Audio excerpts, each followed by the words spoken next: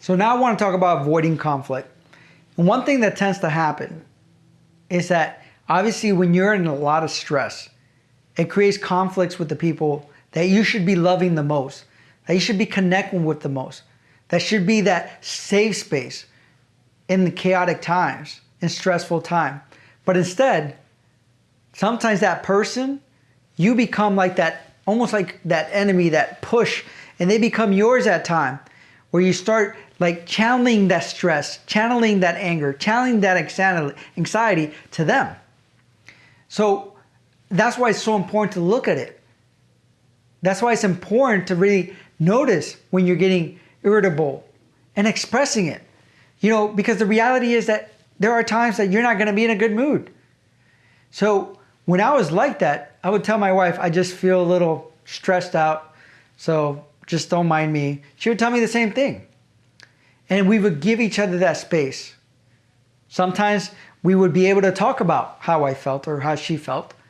And then it helps us build a deeper bond. To be honest with you, I can't even express how our love grew in a way that I never even thought you could just have a relationship. They just feel that connected. But we had to make the conscious choice to notice these things and not take it out on each other, but being able to express and let the other person know. And also not to personalize it. If you see that your partner, if you see your children are frustrated, not saying, well, it's about me, because it's not about you.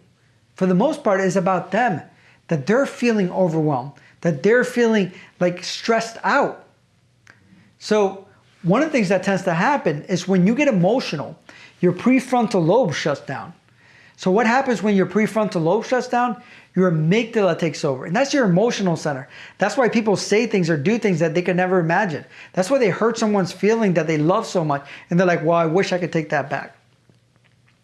But the problem is that sometimes you can't when you start hurting people, right? And with time, it creates a distance within people. So when your prefrontal lobe shuts off and your amygdala takes over, your prefrontal lobe is that critical thinking part that tells you, yeah, Joel, that's not a good idea. You need to tone it down. That's not a good idea. So if you let the amygdala take over, it's like, chaos, right? So point being is that you have to be able to recognize when it's happening. And there's several things you could do.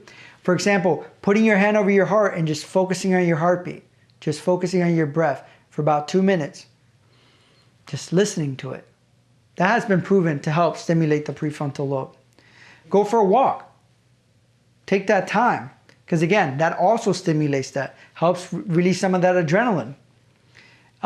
If you have a partner or a housemate or whatever it is, have an agreement, even a code word, where you say, you know, red zone or whatever it may be, that can help you like say, okay, I don't want to say anything, so why don't we just take a break? Especially if you have kids, you're also teaching them that it's okay to take a break. It's okay to go to the room. It's okay to maybe take a bath and relax. It's okay to use some of the positive distractions or whatever it is to help recenter yourself.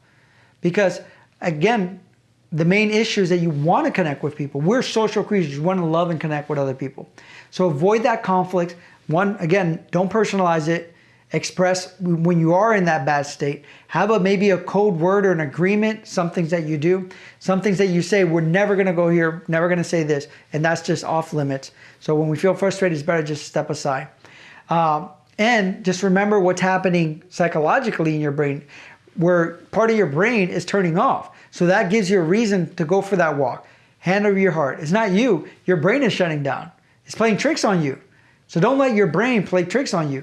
Take control, take that driver's seat, and decide that this relationship is more important than creating the conflict. That it's more important to support each other through this process so that you can grow in a way that you never thought was imaginable.